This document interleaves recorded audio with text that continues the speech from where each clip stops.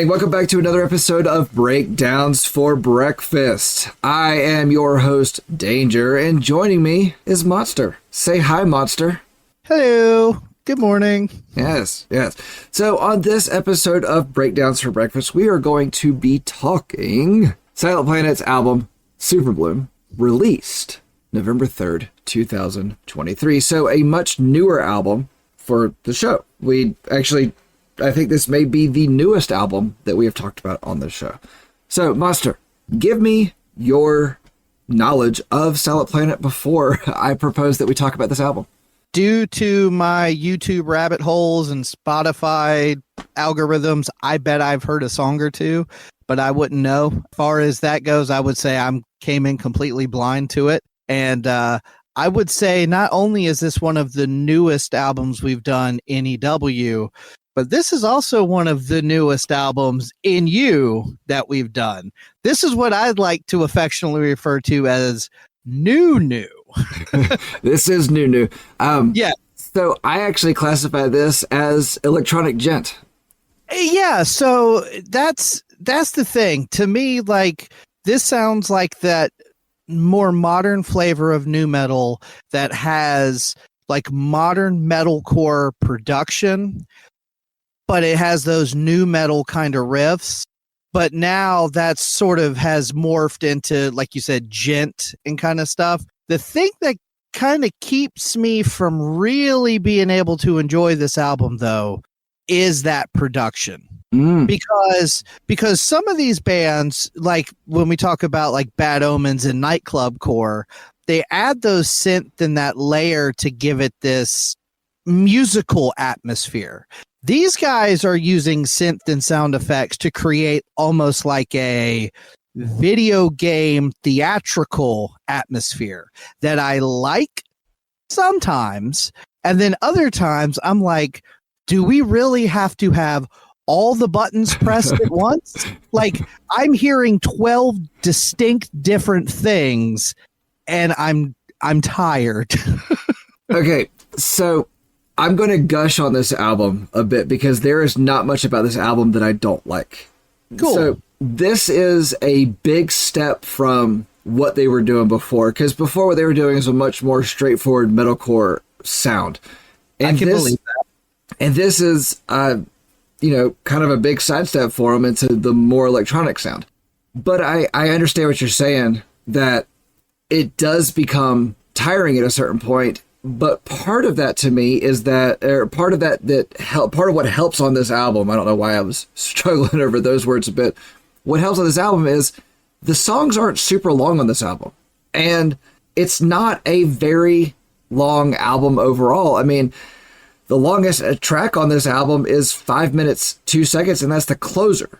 We get a 4-minute, 9-second song before that, but mostly the songs stay in the 3-minute range. Yeah, the total runtime is under 40. It's like 39 minutes. 39:02. So there's it's two little like interlude tracks or whatever. Yeah, it's a quick. It's not a long album. They pack a lot into it for sure. Yes. And actually, as I'm looking at the times here, I realize 2 tracks back to back are 3 minutes, 1 second, like just right there. So they do pack a lot into it, but I can also understand how it gets exhausting, or I don't want to say exhausting because I don't ever felt like I was like tired of this album. In fact, I love this album from beginning to end, but there's a little bit of fatigue in it. Well, and I don't want to sound like a hypocrite because, I gushed a little bit over Living Sacrificed. I gushed a little bit over I Wrestled a Bear Once. And that is by design, dissonant, heavy, exhausting music. But for some reason, I don't know if it's the production, the atmospheric synth that they're adding, but there's just something about this that did start to kind of wear me out a little bit more than those albums did. So I will say that it doesn't need all the buttons pushed at the same time, like you were talking about. I don't think it needs all the buttons pushed all the time. But on the flip side of that, that's part of what makes this what it is and kind of unique, because the album cover, for those of you that don't know, but you will when I make the post about this episode, has it's like like plants, and you can see up in the distance 3 lights. And so I was like, okay, the name of your band has the word planet in it. You've got this UFO kind of triggering visual, and now we've got all these beeps and bloops and weird kind of stuff. I'm like, this is like the Doom soundtrack that never happened. Like, I totally see, like, and I couldn't understand most of the lyrics, but I was picking up on some kind of, in my opinion, alien invasion kind of stuff. So I think this is not a concept record, but I think this is a mood vibe record like we've talked about before. And that synthy stuff is very deliberate to create that extraterrestrial atmosphere. Yeah. So these guys are like the deepest meaning band in this genre. And what I mean by that is, so I've seen them live a couple times, and I'm wearing a shirt. Obviously, I'm a fan. And so when they do a song, before every song, the lead singer, Garrett, will be like, this song is about human trafficking, and they'll go into it. And or he'll be like, this song is about a girl I met after a show once who told me a heartfelt story about an abusive relationship. Boom. And then they go into it. And that's it. To know that all the songs carry that kind of lyrical weight is really cool to me, because you don't get a whole lot of that kind of stuff in this music that can be deciphered. Now, I did not dive too much into what each of these songs means, but I will tell you that this album was really kind of driven by or pushed by, I don't know. So the band was actually on tour and had a horrific accident that, like, they lost a lot of their equipment, they lost their van, everything. And it was, they went to social media and posted about it. And I think it was within like 48 hours, they had, I think, like triple their goal in money. I love that. I love hearing like that. Yeah, fans really came through, and it was like people almost discovered them because of that. And I knew them before that. I had seen them a couple times. I think I'd seen them like twice before that. I think 3 times overall. But it was just a cool thing to watch happen, because I was watching it. I didn't give any money to it because, I didn't. It was almost like it happened faster than I could give money to it.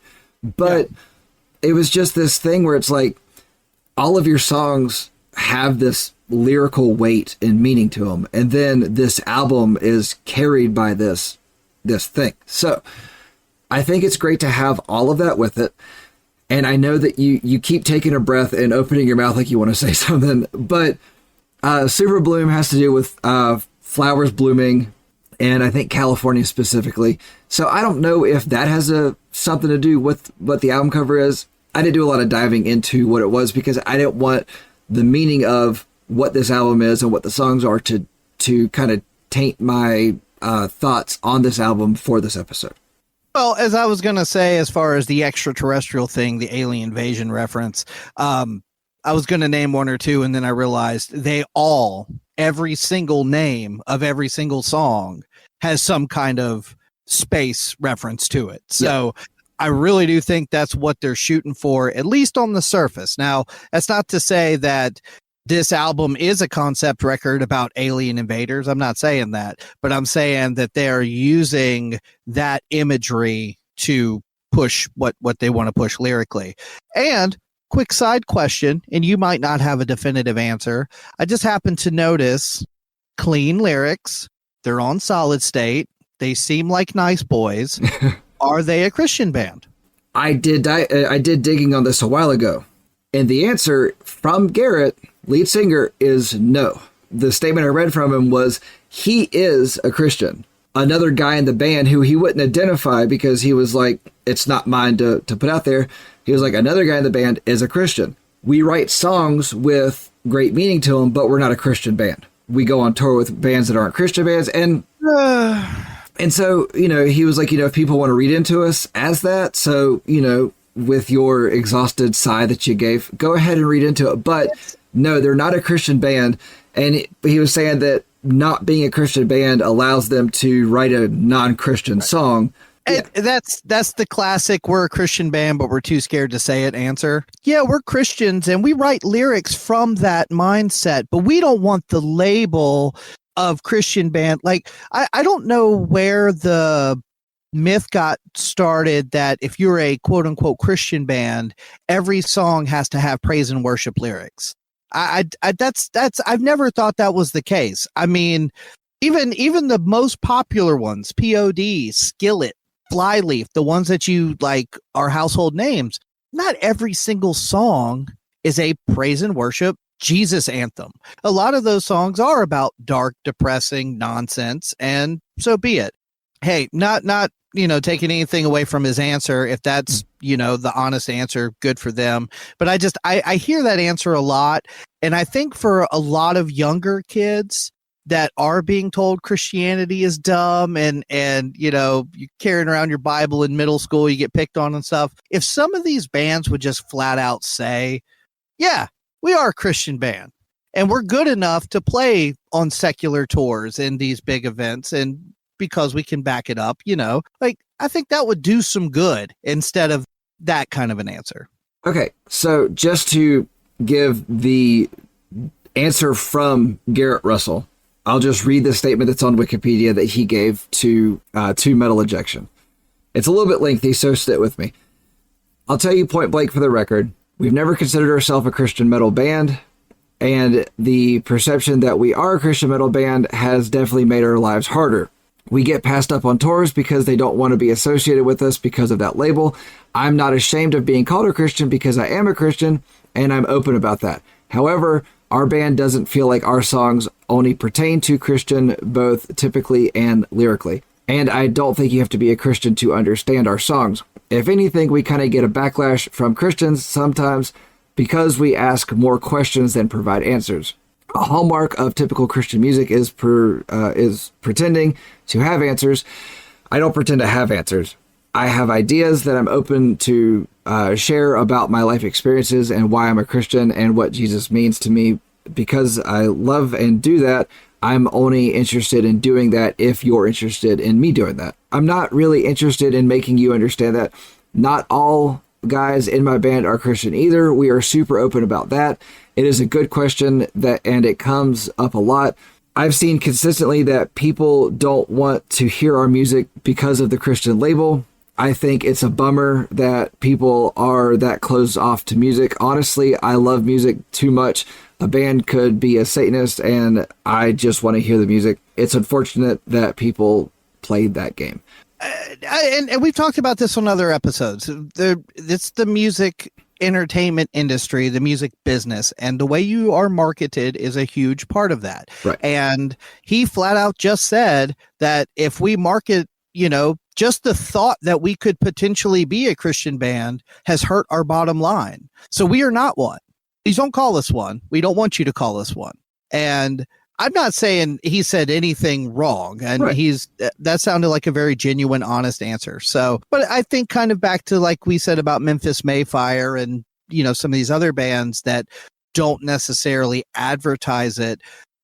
A young kid looking for positive messages in heavy music, this is still a good place to go for that. Absolutely. Absolutely. So I like that. I want to actually jump from that back to something I meant to say before. So I think that there is a musical evolution that these guys actually are kind of putting at the forefront, or not at the forefront, but that's like they're the next step in it. So you were talking about how this is new, and you and I have had off mic conversations about this within itself. I'm a firm believer that the metalcore that we ended up getting in the last, I would say, 10 years started with like emo in the early 90s, and then it was like that emotional weight was brought into and influenced by the MTV nu metal, and then we got screamo out of it, and then that eventually evolved into metalcore. Like it slowly got there, and then you've got bands like this that are now bringing in some of that earlier nu metal influence, and then we're getting this kind of new evolution of it where you're getting a lot more heavy synth rock, if you will.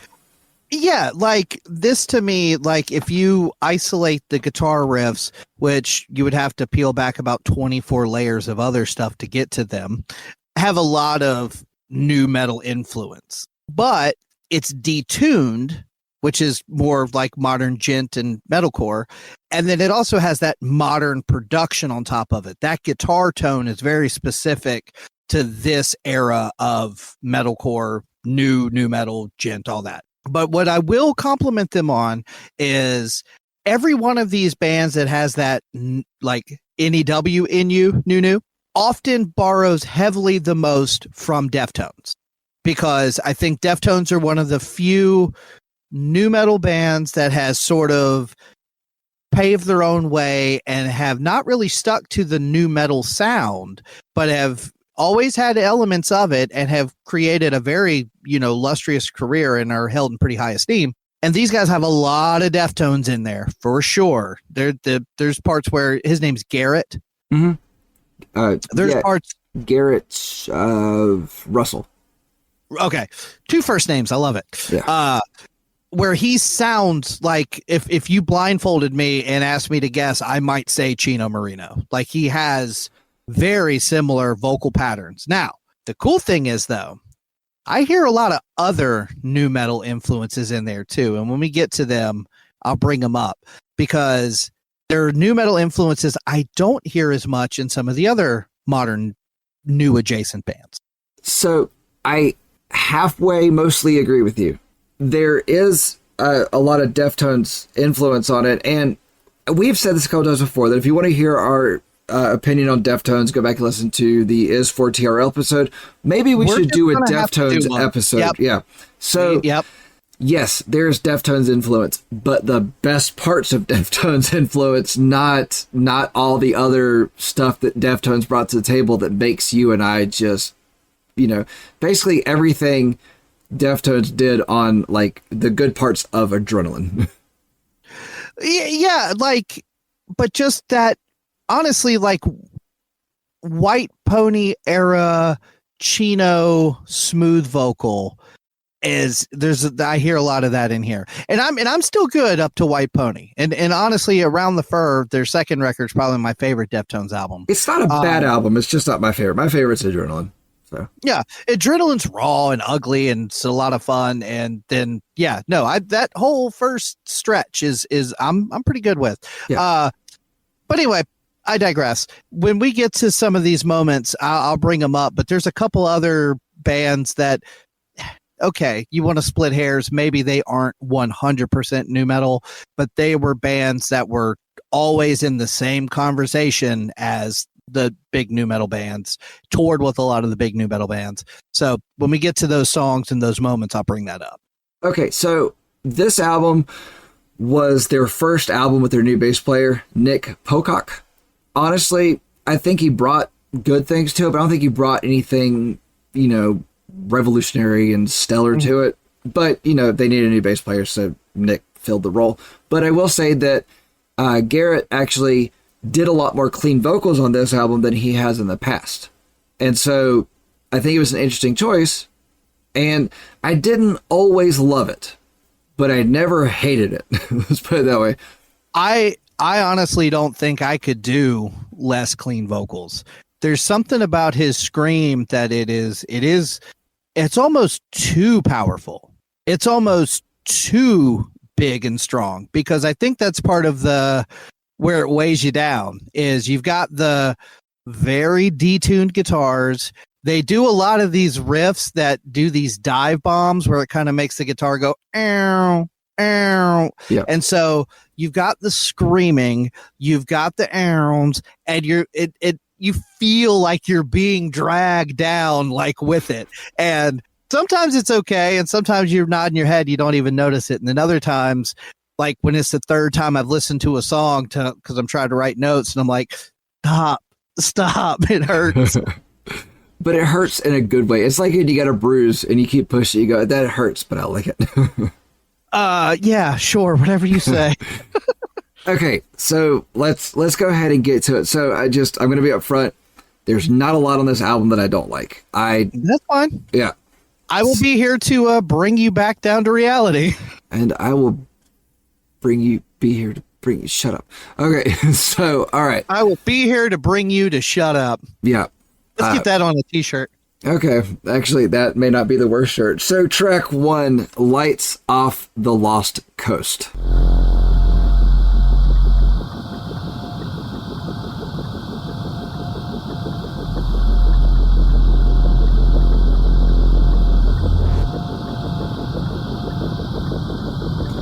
Just what? It's just it's a short intro, or 1 minute, 8 minute, or 1 minute, 8 second intro of ambient noises. That's really all it is. I'm not saying it's aliens, but it's aliens. Yeah, you know, given the cover, you know, that's what it is. So yeah, you know, there's not a lot to say about it. It's a neat little intro, but you know, it's cool. Yeah, once you figure out it's an intro, skip it. It's cool, you know, get a shorter album. I'm fine with it. Whatever. And I think that little interlude with the creepiness and the sound effects paints it gets you in the mood. And I think it did what it was supposed to do the first time you listen to it, and then you skip it. Yeah. It set the mood. Yeah. All right, track 2, Off-Worlder.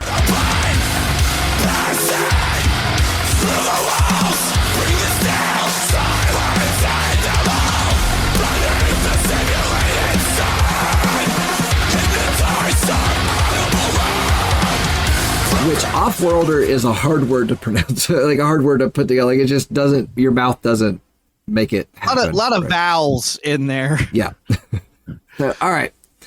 It's a mix of just, I think this is when like almost too powerful, like guttural. That's the best way I could put his scream. He's got like a range of scream, but it's like a guttural vocal. And he goes back and forth between that and clean.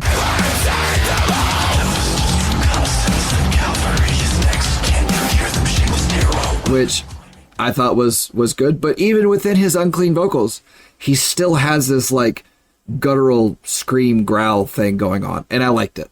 This one to me sounded like Orgy.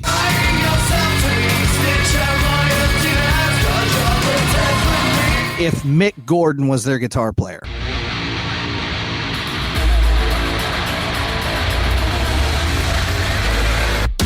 Okay. And so that's what I'm talking about. Like, Orgy is not a nu metal band that you hear referenced often. And again, we're splitting hairs if you want to call them nu metal or not. But I think they were the electronic nu metal. Yeah, they were a little bit more techno and electronic, but they toured with Korn. They were on Family Values, so we're going to lump them in the same category. Yeah. But it started off a little more dancey.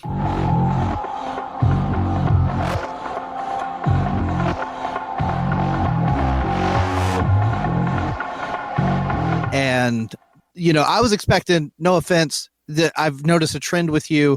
It's either sad boy emo or nightclub core. And so I was expecting nightclub core, and it sorta is, but not exactly. So I was like, okay, this is pretty cool. And then you got those like nasty, djenty, heavy riffs. You got the scream vocals, but you already get a little bit of that Deftones-esque melody and clean stuff in there.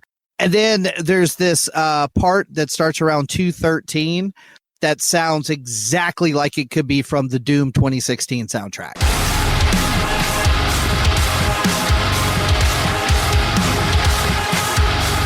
Like, it has this desolate other planet feeling to it, which again, it's sort of a blessing and a curse. It's sort of what sets them apart. But after repetitive listenings, it does start to lose its luster and start to grate on your nerves a little. Okay, so that sound puts them, and when I thought about that, because I actually thought about that probably on like the third listen through of this album, it kind of puts them between a metalcore hard place and a djenty rock. God, I hate, I hate it, but yeah, that's right. Yeah. So I know what you're talking about where that sound changes, and there's actually something that happens right before it, because there is this scream where everything drops out at 210.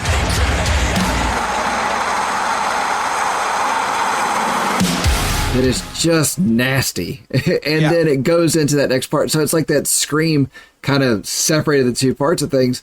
And it was a great little transition. I liked it. But it was like that scream happened and it went into this breakdown of whatever, all the things you were talking about. I mean, it's just, it was like we got two songs that were really good on this one, but they weren't like two very different songs. They were like, it was like everybody hit a distortion pedal or, it changed their sound. There's a song coming up later that I actually have in my notes that sound like two completely different songs. Like they had 2 minute-and-a-half long songs that they just bridged together with a moody chorus and made it into one song. We'll get to that one in a little while. But no, as far as an opener goes, you get a little bit of everything. You get the djenty riffs, you get the atmospheric sounds, you get the range of harsh vocals, you get some clean vocal, get a little dancey, synthy, orgy vibe in there. So you get a little taste of everything. Good opener. I hesitate to say pleasantly surprised, but I was adequately surprised. Were you adequately surprised that I brought this to you? Well, not necessarily, because if I had to think of other bands that this was most I'm pulling out references who I think their influences are, but I think if you had to put them in categories of their contemporaries right now, I'd probably put them in the same boat as Bad Omens and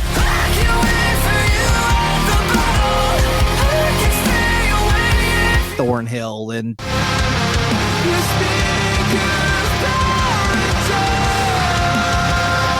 Dayseeker. They are a different flavor of that, but they are still kind of in the same ballpark. Which I saw them open for Dayseeker once and The Plot in You another time, and then I saw them at Blue Ridge. So, they kind of fit right within all that. Just like I said, is Orgy a new metal band? Maybe not, but they toured with Korn and Limp Bizkit. They identified with it. So right. Is Silent Planet the exact same thing as Dayseeker and Bad Omens? No, but they could definitely do shows together. Yeah, they're friendly. So okay, so that gave you everything that served the purpose of an opener, as we've established. It gives you what you're going to get. So, pretty much. All right, so let's move on to track 3, Collider.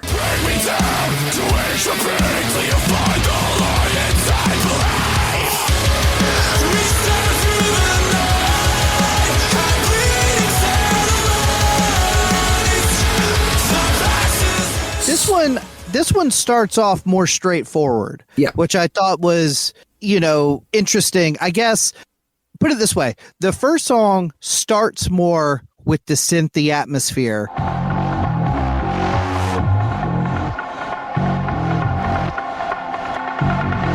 This one starts more with the live instruments, with the synthy atmosphere inside of it. Right. Then it becomes a KMFDM metalcore song. Yeah, this one flirts a little more with that nightclub core, because of the verse. Specifically, I think it's the first verse where most of the stuff drops out except for the synth and the vocal.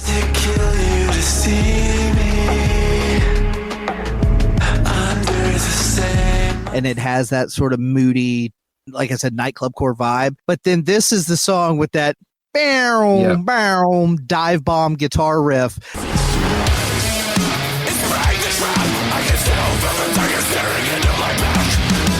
That is the first time I heard it, I was like, that's cool. I like that. And then by the third or fourth time, I was like, it's okay. My neck hurts. Stop pulling me. But it's good. It's just it's cool. Those note bends are fantastic. I love them. They're neat. Yeah, they color an otherwise generic djenty riff. Yeah, and it's something that it's so simple, but it kind of gives it this whole other twist that it does. I feel like should have been kind of happening already. Yeah, it's because it's just such a simple movement for a guitar player to do. Why wasn't it happening before now? I mean, it's something that other guitar players do in other genres. Why wasn't it ever really applied here? And so it's like these guys just went, hey, we like this technique. We're just going to put it here.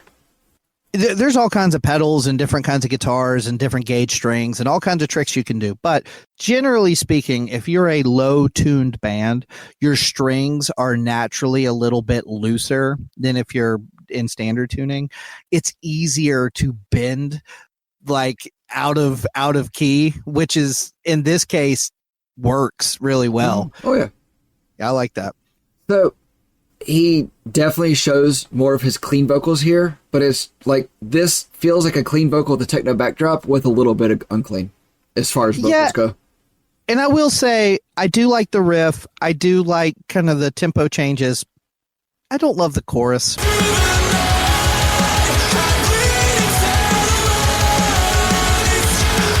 The chorus is just kind of, it felt very like placeholder to me. Like, it's not awful, it fits the song, but it didn't add a lot to the song, I guess. Yeah, I will say that the chorus on this one was not a standout.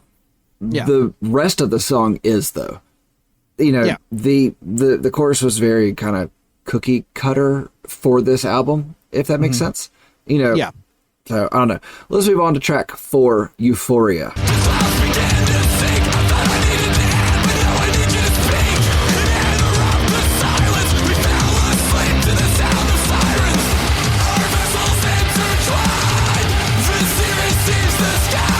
And I feel the exact opposite about the chorus of this song.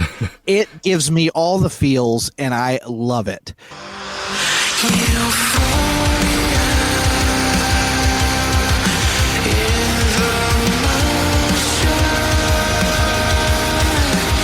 Okay, so a few minutes ago when we were talking about vibe records and the atmosphere and stuff, this song to me is the perfect example of that, because you've got all the elements are still there. You've got kind of the nightclub core. It starts with a little bit of that nightclub core, and then it gets into more of like a hardcore 2-step kind of rhythm. But then when it kicks into that big moody chorus, like it feels like cold weather. Yeah.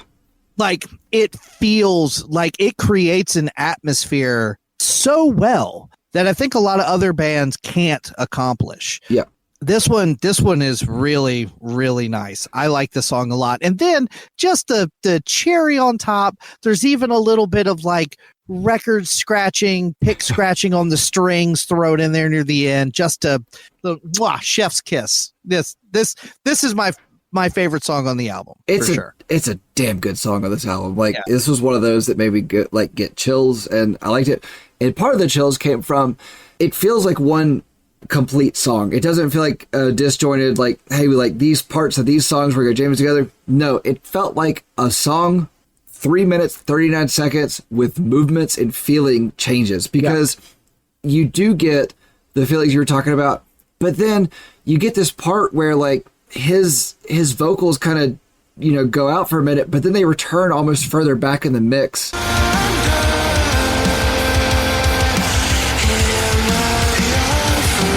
But then it ends with what I came to call thunder growls.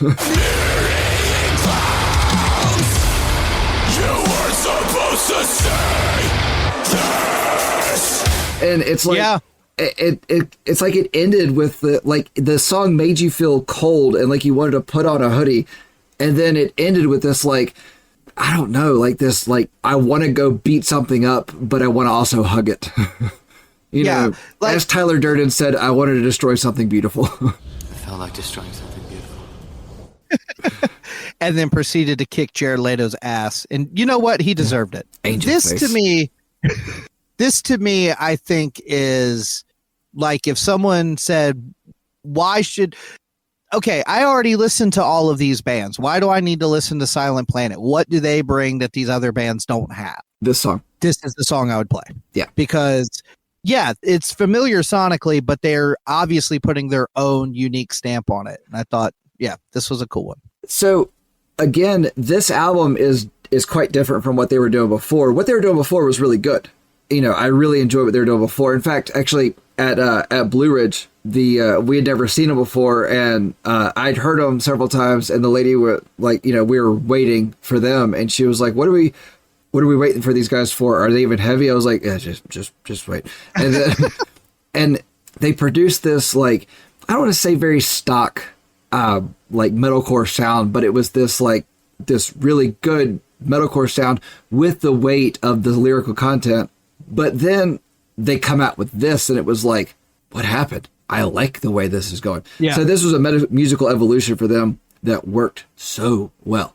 And it's when a band takes such a step in a different direction, you kind of gain fans and lose fans. I think they just gain fans, especially because of songs like Euphoria. So track 5, Dreamwalker.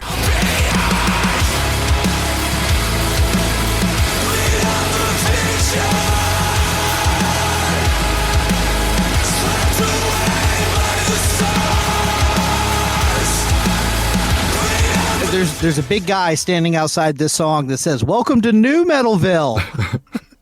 Okay. That opening riff is gnarly.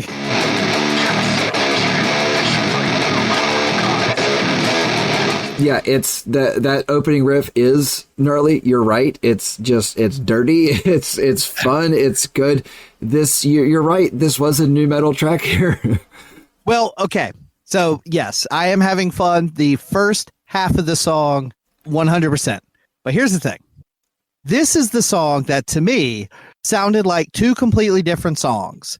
The first half sounds like they had a really cool new metal riff, and they were like, let's bounce and have a good time. And then they were like, well, what do we do for the second half of the song? I don't know. Let's work on that other song we've been working on. Oh, that technical death metal song? Yeah, let's work on that. And then they were like, hey, you know what? These are both a minute and a half long, so let's just write a hook.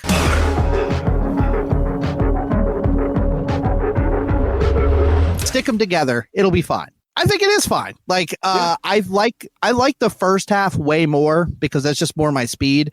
The second half actually gets almost like I Wrestled a Bear Once, like technical death metal. It's weird.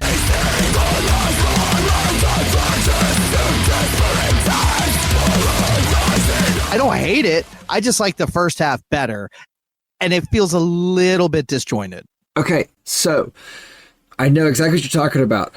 That second half becomes atmospheric techno death metal. But yeah. And it's connected by a no snare chorus because it's a weird thing that happens. And it took me a couple times listening to this song to realize there's this whole section of the song that has no snare. It's all toms.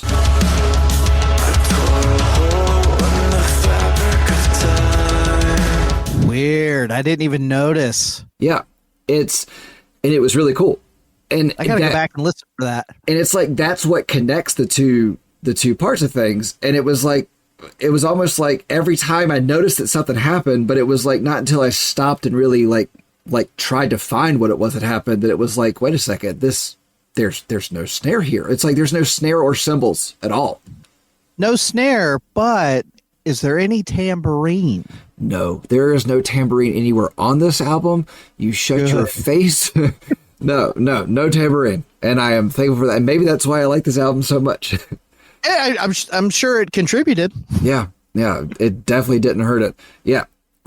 If there is tambourine, it's buried so far into the mix. It's like you were talking about S.A. S.A. Martinez and 311? Yeah. On stage with the tambourine that you can't hear. But I will say, for as much fun as I did have for the bulk of this song, his vocals, man, the harsh vocals are just so, again, I don't know how to say it. Like, he's so good at what he does that it's too much. Like, I don't know. Like, it's just overkill for me. Okay. I know what you mean. It is overkill, but it's almost like it's overkill done on purpose. And like, I'm right on the edge of hating it, but I'm still on the side of liking it. I don't know. But I will say, for what you feel like is overkill here, and it's just too much here, imagine seeing this growl, this guttural scream happen in a club inside. Yeah, I'm getting too old, man. I'm too old for that. No, it like when they got done each time, I just kind of stood there and I was like, that was great. Yeah. Yeah. So, all right, let's talk track 6, Antimatter.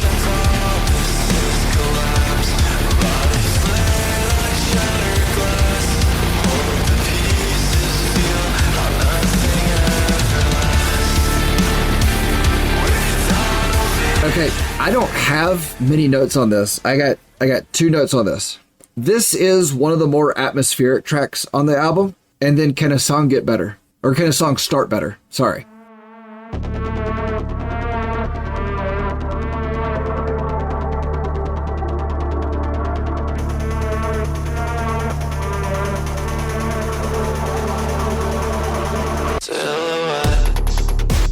The intro to this song was amazing.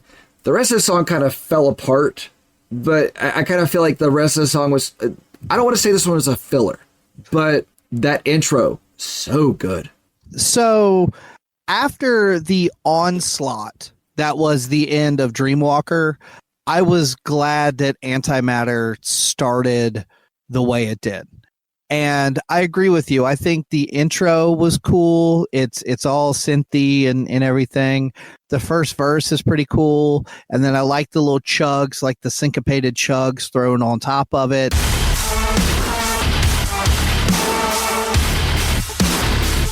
Had a little bit of like Stabbing Westward meets Bad Omens going on, and I was here for it. But hold on. Stabbing Westward, Darkest Days, Stabbing Westward.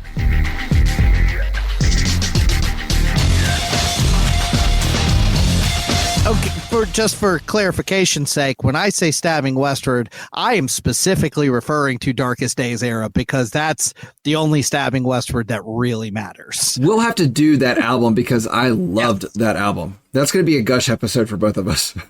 Well, we say that now, but it's also over an hour long and depressing as hell. So we might feel differently as adults. And I also haven't listened to that album in... Same. 10 years, 20 years. I don't know. It's been a long time since I've listened to it. And if I'm not mistaken, you and I both were at a Stabbing Westward show at this. Yeah, we were. Yeah, shortly after they released that album. So back to Antimatter here. This is where they do this thing. They don't do this a lot, and I appreciate this, but there's a section that starts around 250 or so where the music is very melodic.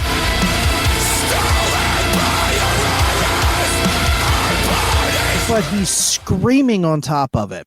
And this is a common thing, especially like when we're talking about screamo bands, that I never got really into and never really understood. Like it just sounds, I don't know. That sound never really clicked in my brain. Soft, pretty music with screaming harsh vocals on top. That just never clicked for me. I know what you're saying, and there's some bands that do it really well, and there's some bands that try to do it well and don't get there, and I think they do it well. But it's like there's this little thing about his voice where it's almost like you hear him in it too, and it's like a certain, like almost like you hear the way he speaks, like that tone in it, and I don't like that. That is the only thing about his voice that I don't like. And I think it happens in those because it's almost like the music is more melodic and not heavy, and you almost don't have the crunch burying that. Yeah, but, I'm thinking back to like songs like Euphoria. You've got that sort of music now. If you paint it with that same kind of vocal, maybe we get another one of that like cold weather atmospheric moments. But instead, the way it goes out, I like you said, the intro's cool.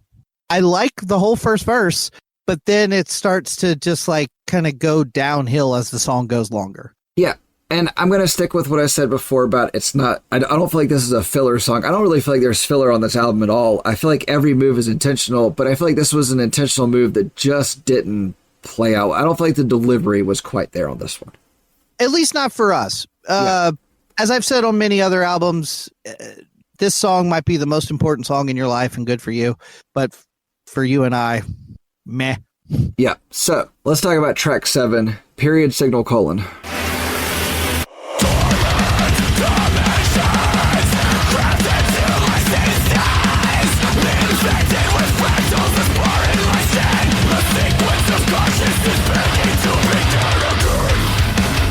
And I say that, excuse me, it's colon signal colon. I just now saw that it's a colon in the front, not just a period. But yeah. You got to let me nerd out guitar talk for a second. Go for it. Nerd out. I'm going to take my headphones off. No, you're good. So for the first little bit of the song, I didn't know where it was going. It's got this kind of like build up.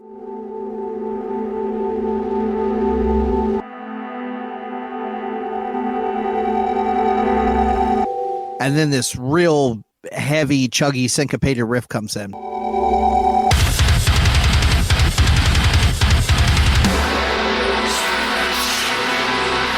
And it's cool. Here's what's even cooler. There's this little like 4-note, I guess more than 4, but it's very dissonant chord progression. And they play it and it's like, oh, that's ugly. But then the second guitar player comes and instead of harmonizing, they play it out of key with one another. And it's the most disgusting thing I've ever heard and is my favorite part of this album. They only do it once, which pisses me off. But I want more because then when the verse kicks in, they play that whatever the notes are, but they just play the notes. They don't add the off-key synced up guitar with it. And I wish they did. But my God, the first time I was listening to this song, I was like, the chugs come in. I'm like, okay, cool. It's like, oh, that's a neat chord progression. Oh my God, what did they do? Do it again. Like, that's my favorite. It lasts for not even 4 seconds. It's my favorite part of the whole album. Yeah. How many times did you go back and listen to just that little bit? Okay, so what's funny is I know that there's the first song has it's just an intro, and then I know there's a song later that's just a like synthy interlude, and then there's another song later that starts with that's very similar. It's a full song, but it starts like so. I would forget that this is the song, and so I'd be sitting there. I'm like, oh yeah, I should probably skip this one. Nope, this is it. It's coming. Okay, so I love that intro to about 45 seconds on this song. And then the song kind of loses me until about 158. And then it becomes a really good song again.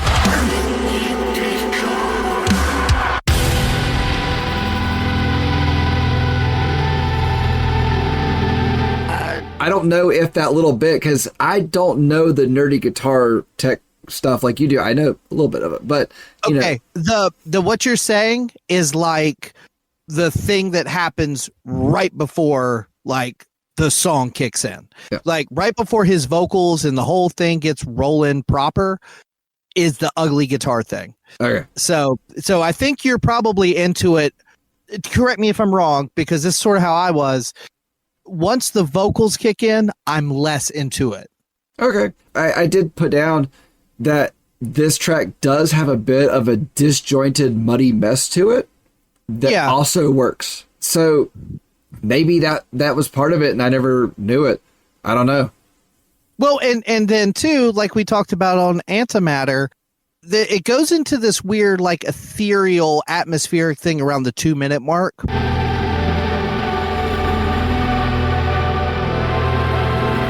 Yeah. And again, because his vocals are so harsh and these riffs are just brutal, I'm like, okay, cool. We're mixing in this.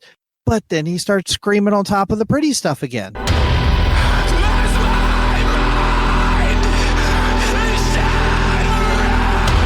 And it's like, you can't have a moment of reprieve. Like sometimes pretty things scream. You know, and if they do, you're probably doing something wrong. They shouldn't make that sound. But this is again like, okay, we're about halfway through the album. You're doing a lot of stuff I like, but I'm getting tired. Like it's especially if you listen, like you want to turn this album up because there's so much to hear. But if you listen to it too loud, the fatigue sets in faster. So it's tricky to like find the right volume to enjoy this album. 5. You listen to it on 5. How did you know my score? No, I'm kidding. All right. This song provides what I felt like was one of the heavier beatdowns of the album. It's just like I felt weighted after this track. And right. But I'm going to say this kind of thing several times.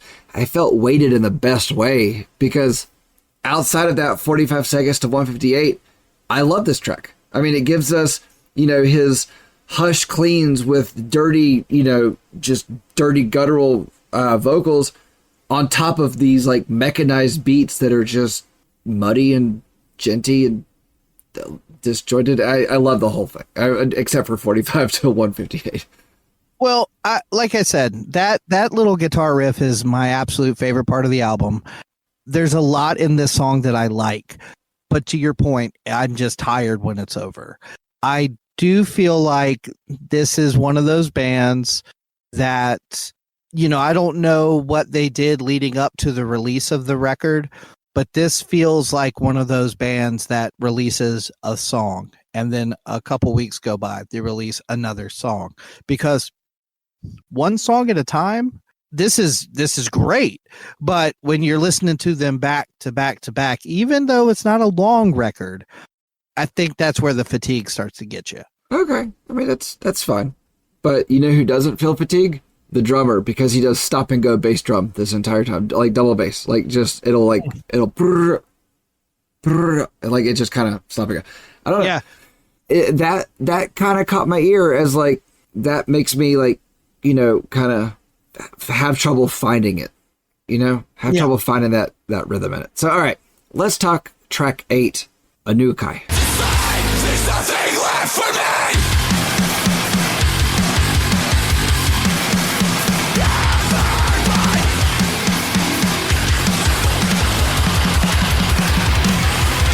Is that it? I think it's how you pronounce it. It's okay. Audience, if you... So glad I didn't have to say that word. If you want to give us a pronunciation, breakdown, I don't, like a dictionary, the word is Annunnaki. Annieruok? I don't know. Anyway, it reminded me of that band name. They're kind of like metalcore. They're a little death metal. They're really heavy. It's making fun of Michael Jackson, Smooth Criminal. Annie, are you okay? Yeah. The name of their band is like Annie, are you okay? Like all one word. Right. That's every time I look at that word, I think of that band. Yeah. No, yeah, I get that. I get that. So what do you think about Annie, are you okay? Okay, so this is another one where I'm hearing some more new metal influences that you don't hear as much in the modern, like, metalcore gent side of the new metal bands. I hear a little bit of like old Slipknot in there, especially with some of the drums. Like there's a part kind of I can't remember exactly where now, but it's real snare heavy and really, really fast, and gave me almost like a Joey Jordison thing. Then around 151, it goes into this like techno like drum loop.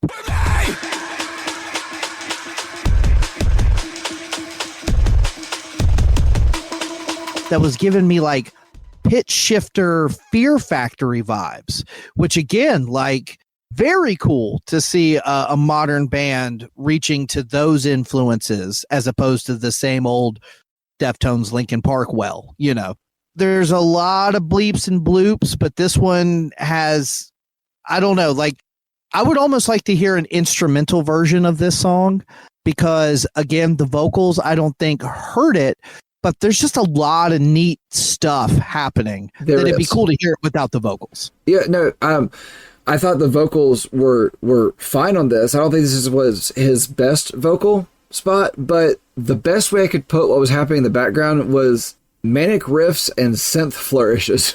Pretty much. Yeah. And it was neat. It was one of those that listening to it through speakers, it was like, this is a fun track. This is a fun song. Listening to it through headphones, it was, this is a really fun song happening here that I want to get more out of and kind of dig into. And this is another one, like I said, like I think this is a headphone record. Like I really do think there's so much atmosphere in the mix that it benefits by being a headphone album, but that does make the fatigue a little bit heavier to me. Like, I will say I got a lot more out of this album through headphones than I did through speakers. For sure. And when I listened to it through headphones, I actually unintentionally, like, there was like one small light on in the corner of the room and I was just laying on the bed listening to it. And it was like, I set the mood and it was, which was a great mood for this, like just barely lit room. And it was a little chilly and, you know, it was, yeah. Highly recommend listening to this beginning to end through headphones, but be prepared. You're going to want to nap afterwards. That's 100% accurate. I cannot, I have nothing to add to that. That is spot on. All right, so let's talk track 9, The Overgrowth.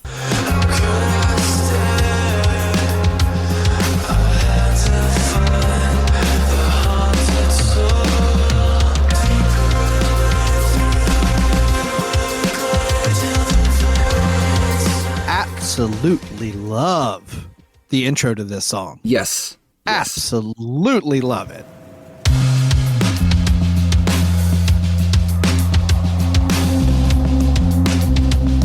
And I don't know if you read the lyrics to this song, but there was a couple of times that there were certain things that were said where I was like, I'm going to listen to this beginning to end and read the lyrics. And on Spotify, the lyrics actually are on this one. And who the hell uses the word verdant in a song? He did in this song.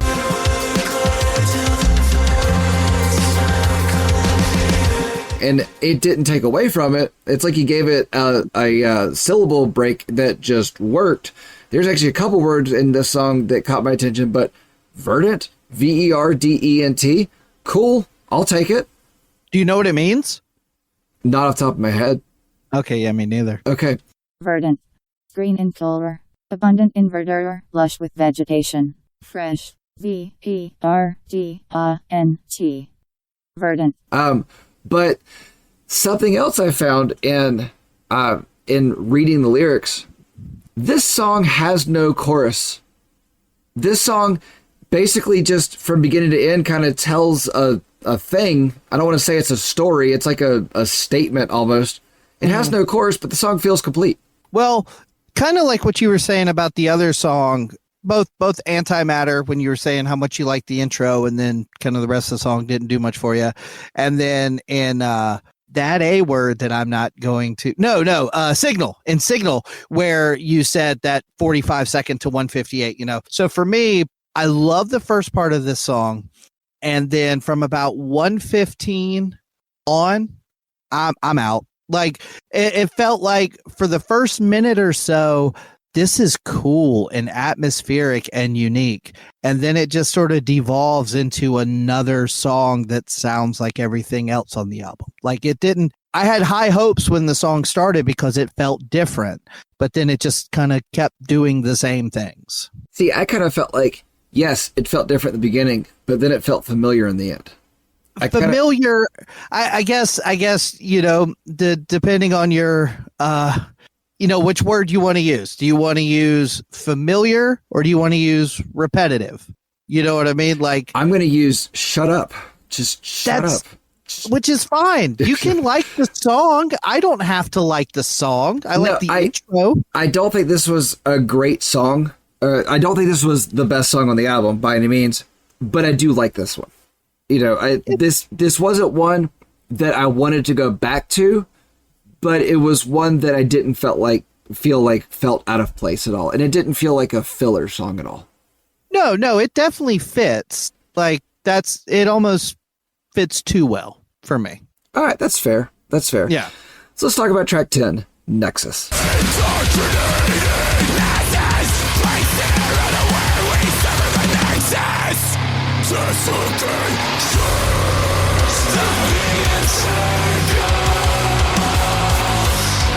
All right, this is another one where I got a little bit of that Fear Factory influence. Yeah, I understand. More Fear Factory than Pitch Shifter. Yes, but I also felt like this was the filler track on the album. This was the track that I liked it, but I kind of also forgot about it, and I forgot it was coming each time. And yep. there was nothing really about this one that stuck out to me. You know, I wanted to come to you with like notes about what this song was, but I can't do that in good conscience because it's a very middle of the road. It's probably the worst track on the album. So what I can tell you is I'm reading my notes and it sounds like I had a very comprehensive take on this song. But like you just said, I cannot, like, in my head right now hear this song. Yep. And I've got some stuff here, like apparently I kind of liked the slightly more melodic chorus.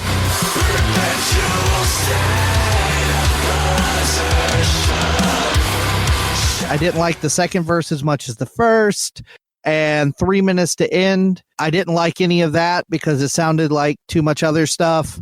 Yeah, I don't know. Apparently neither one of us liked this song very much. Next song. Yeah, so let's move on. Right. Track 11, Reentry.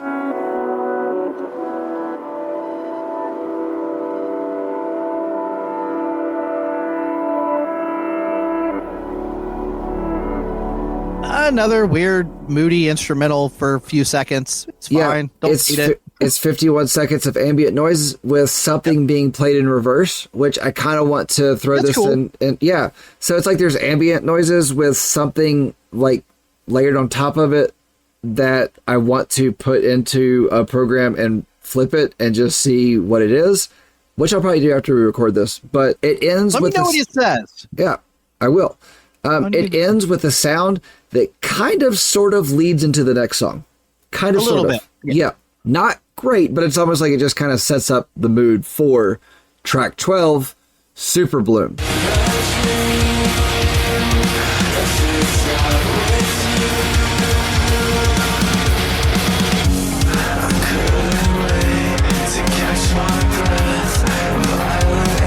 The album closer, which this is a good closer. The song grooves and it rides right along to 2:15 and then stops into almost a creepy nursery rhyme sound.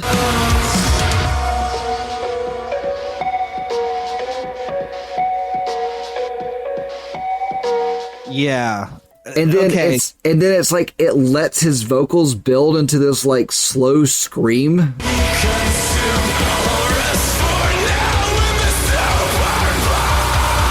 And goosebumps.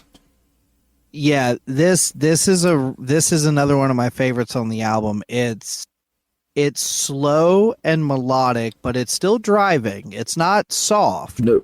It has that same cold weather atmosphere that's very moody and dark. And to your point, the bridge, it starts around 2.5 minutes. And it's a very simple, very pretty little key line. Yeah. But just like they were doing the dive bombs on the guitar, they're pitch shifting the note out of key. And it gives it this very creepy, unsettling vibe. And his vocal then comes in with this whisper singing kind of, again, a lot of Chino Marino happening.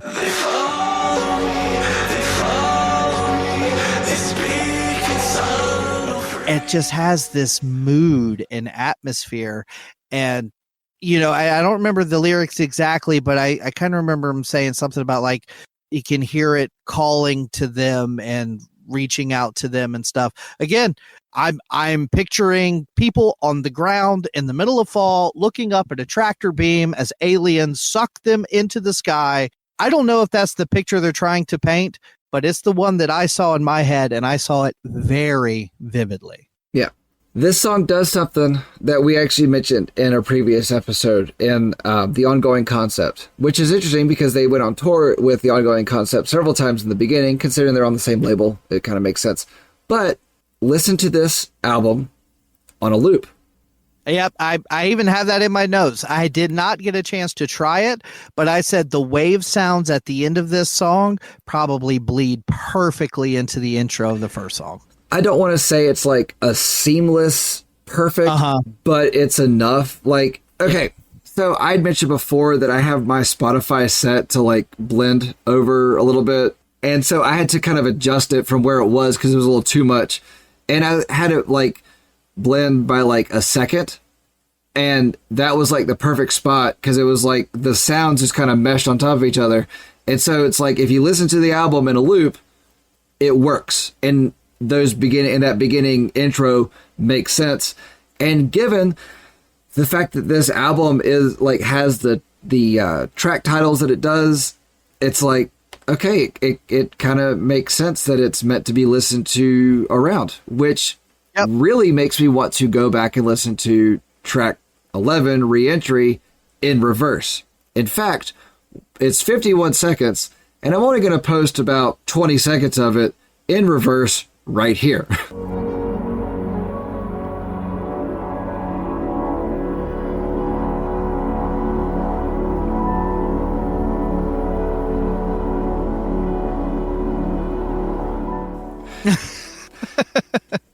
So, I mean, I feel like there's a lot of kind of hidden things within this album. I know all the tracks have, a deeper meaning to them. Like I said in concert, he's like, this song is about human trafficking. And, they go to, I know that that's here, but I feel like there's, like you were talking about that you'd rather hear, I forget which one it was, instrumental. I feel like there's an instrumental album within this that is amazing. Yeah, again, I'm not really, I don't even know how to say it. Like, I'm not shitting on his voice because he's got a great singing voice. He's got an incredibly powerful scream. He's got diversity in both of those aspects. But at the same time, it's almost too much. It's like too much of a good thing. Like, yeah, I put a little sugar in my coffee, but if you put too much in it, it's going to ruin it, Yeah. And I'm not saying he ruins it. I'm not saying that, but I'm just saying that there are times where his vocals are not adding anything to me for the song. But back to your initial point about the song titles and stuff, whether they, again, I don't think this is a concept record, but I do think it is everything is connected, and the song titles and the weird spacey atmosphere they're creating on a lot of these songs, I think was all intentional. Like that was all part of the plan to make almost like a metalcore space opera or something. Well, it's like we talked about before that you've got the album, you've got the concept album, and then in the middle, I feel like there's the idea album where they go into the studio with an idea of what they want to make. Yeah. But not a concept album. So, Monster, what's new with you? Hey, hey, good looking. What you got? Cooking. I like the rhyme of it. I do too. Unfortunately, well, maybe I can come up with a rhyme on the other one. We'll see. For me, I'm going to go with Euphoria.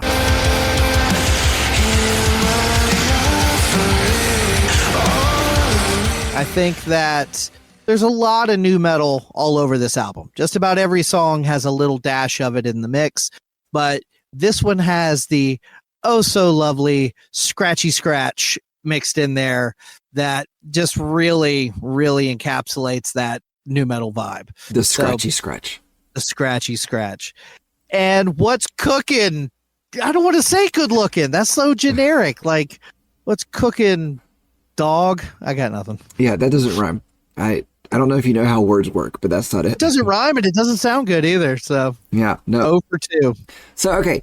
I'm actually going to say track 2 and 3 almost together. And they're relatively short tracks, but I mean, if I had to pick one, it would be Collider.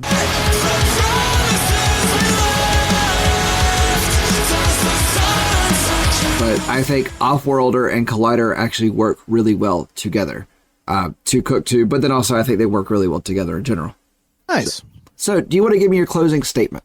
Yeah, I guess I'll go first. I bet yours will be longer. It's not super long. It's not short, but it's not super long. Okay. This album is very theatrical and atmospheric. It's also kind of exhausting. There's just a whole lot going on at all times. I love a lot of the riffs, and some of the songs have some neat dynamics. Other songs feel like an onslaught of ugly riffs, screamed vocals, and massive amounts of industrial production. My favorite songs on this album are the ones that have distinct moments and are a bit more melodic. Those are the moments where I think Silent Planet sets themselves apart from their contemporaries. I don't hate any of these songs, but I don't know that I really love any of them either. There are a few moments I will definitely go back to from time to time, but I'll probably never try and listen to this album from start to finish again. Every time the album ended, I was ready to visit a silent planet for just a couple of minutes. 1 to 10, we'll go 6.25. 6.25. Okay. I'm not going to ignore your You know you like it. yeah, a little bit. You liked it. A little bit. So, all right. Bring me more of this as I welcome this stylistic evolution, putting electronic gent into full bloom. Did you mean full bloom or super bloom? No, into full bloom. Yeah, no, into full bloom. But putting electronic gent into super bloom. No, because super bloom is flowers that bloom in California, like a very specific thing. Anyway, I hope this helps them get more recognition and attention beyond in the scene and outside of the scene, which shouldn't be a bad thing, but will have some backlash. This album is truly epic in scope and flows well from song to song. You could tell a lot of love was put into each song in the crafting of it and the track listing, and I think that's a very special thing. This album is a vibe album. It is cohesive and connected. It is atmospheric, rich, and cinematic. Garrett sounds fantastic. The production is on point. The band is tight. The songs are short enough that they don't overstay their welcome. It's best left wanting more instead of feeling like a song is longer than it needs to be. It's not without its flaws, but are the flaws what makes it good? I gave this album an 8.31. I don't know if you as a listener could tell, but we're getting a little more creative with our ratings. But so I gave this album 8.31. You gave this a 6.25, which puts Silent Planet's Superbloom in the number 5 spot, right below I Wrestled a Bear Once, Late for Nothing, and right above Taylor Swift 1989. That would be a good tour. Like, I feel like that would be... Obviously, Taylor Swift's the headliner, right? But then Silent Planet, she's the opener. She's the opener. What a tour. I'd pay to see that. Yeah, it might be fun. All right. If you disagree with what rating we have given this album, then please shoot us an email at dangerandsarge@gmail.com or reach out to us across social media, Facebook, Instagram, and X, Danger and Sarge across all those, or shoot us a message on our Breakdowns for Breakfast Facebook page. Monster, what album are we listening to next week? Next week, we're going back to 90s power pop. We're going to do Splendor's 1999 album, Halfway Down the Sky. And since this is a spacey record, I figure I'd let you in on just a little secret. On the moon, they love a fancy breakfast. Today, they had crescent rolls.